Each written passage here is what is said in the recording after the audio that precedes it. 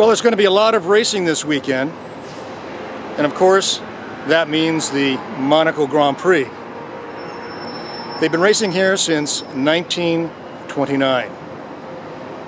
The course is a little over 2 miles, and former world champion Nelson Piquet called it's like cycling in your living room.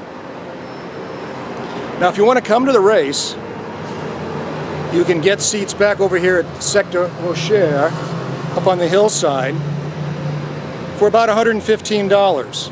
It's a great view, but you have to bring your own lawn chair. Maybe the best grandstand is Grandstand B, and that's over up at the Casino Square. And for race day, a ticket there is $900. But if you want to get to trackside, also at Casino Square, there's the Hotel de Paris, the Empire Room. You'll be trackside, have lunch, champagne, but bring along a little over $2,000 a spot.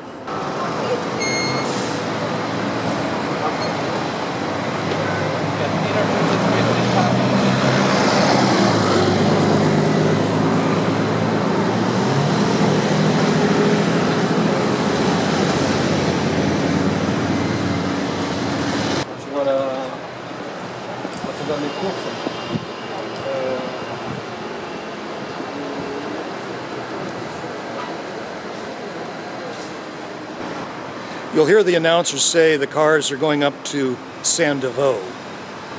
Well, we're at the Église de Saint-Deveau.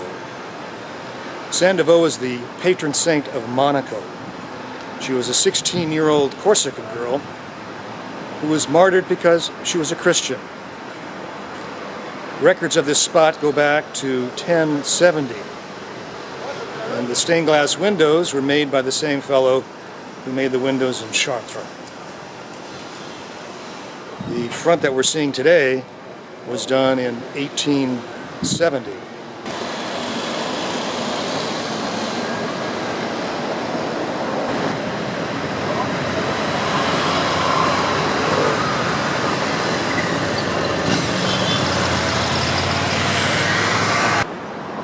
Well, the first race in 1929 was won by William Grover Williams, an interesting fellow. He was born in France, moved to England where he learned to speak English, and then came here to live in Monte Carlo. In World War II, because he could speak English and French, he was parachuted behind enemy lines to help start the French resistance. He was captured in a POW camp and reportedly died there. However, there's a story that he got out, did some intelligence work after World War II, and moved to the United States to live with his wife under an assumed name. It's just a story, though. Another story is the video game The Saboteur has a character in it inspired by William Grover Williams.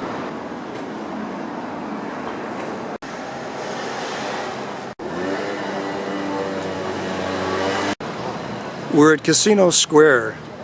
There's the Hotel de Paris on the right. The Formula One cars will come up to where those cars are parked right now. And the drivers will try to avoid a little bump here to the lower right. And then, of course, there's the famous Casino at Monte Carlo. There's a small charge to get in. Curiously, though, the citizens of Monaco are not allowed to play.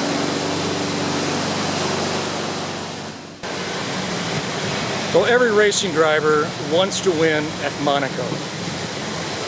It's considered one of auto racing's triple crown. There's the Monaco Grand Prix, the Indianapolis 500, and the 24 Hours of Le Mans. I can only think of a few people who, even in modern times, competed in all three. You've got Graham Hill and Dan Gurney. And Gurney won the 24 Hours of Le Mans. Ayrton Senna has the most wins here with 6, followed by Graham Hill with 5. Senna has 5 consecutive wins here. 4, I might add, were with Honda-powered cars.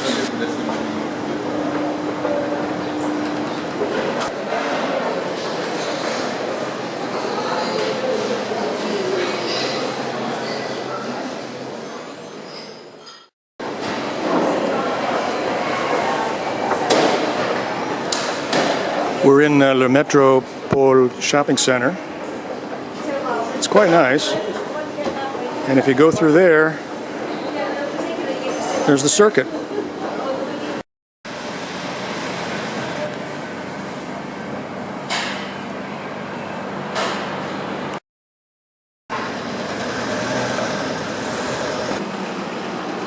Well, here's the famous hairpin of Monte Carlo. The cars will slow down to about 30 miles an hour. It's still pretty quick around this corner. Now, there are 4 or 5 districts to Monaco, and the race for the most part is held in the district of Monte Carlo. So it's the Grand Prix of Monaco at Monte Carlo. Now, this hairpin used to be called the station hairpin because I think right behind us was the railway station. Then it was the Lowe's hairpin because of the hotel, and now it's the Fairmont.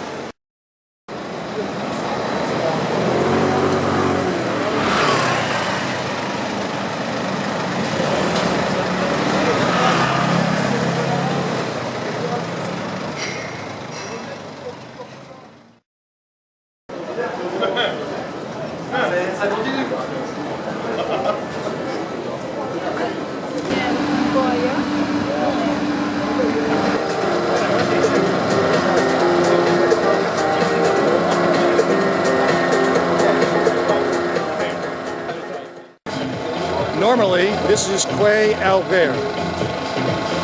But this weekend, you can keep your Champs-Élysées, Park Avenues, Rodeo Drives. There's no more exclusive street than Pit Lane in Monaco.